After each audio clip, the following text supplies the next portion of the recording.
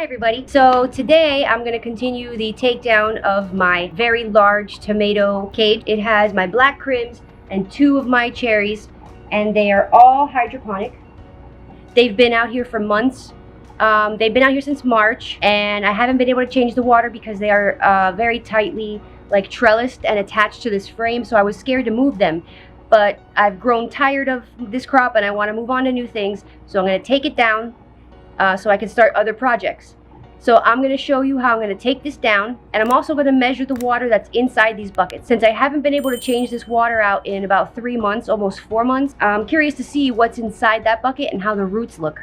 So let's take a look. So first I want to say thank you to this pump that I got from Amazon. Active Aqua has survived the Florida climate out here, and it's been really crazy and rainy and stuff, and it's still pumping really strong. So thank you, Active Aqua. So let's go ahead and see what's inside here.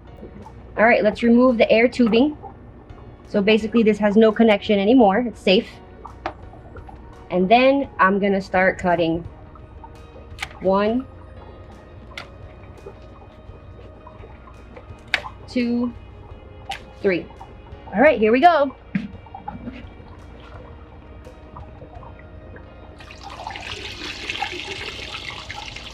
So what do these roots feel like? A bunch of hair. Kind of cool, actually.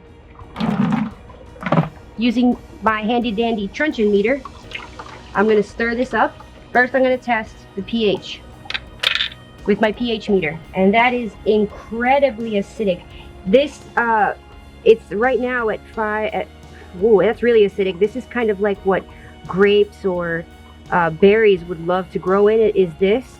Tomatoes, they don't like their pH this low.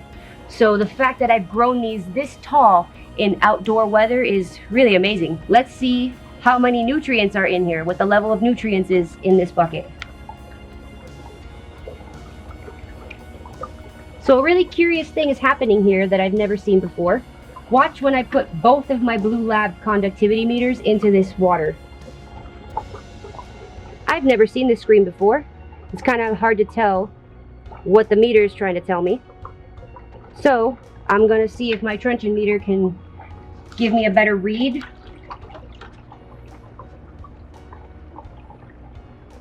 Nope, I think that this is way too muddy, and I think it's way too muddy and a bit too dense.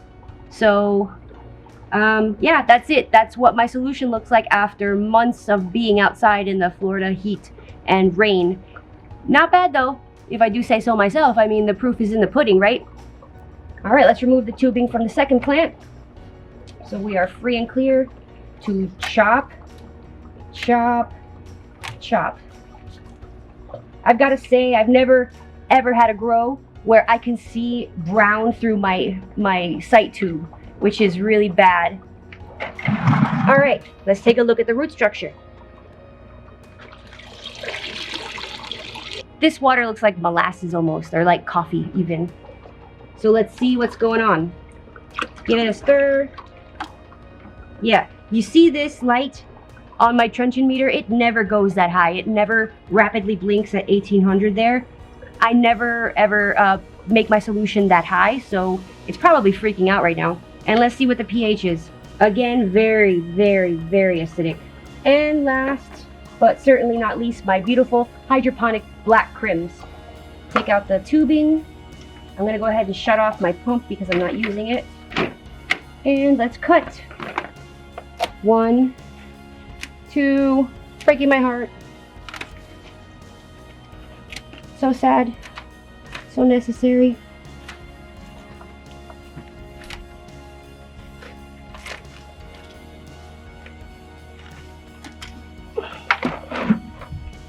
Are you ready to see roots?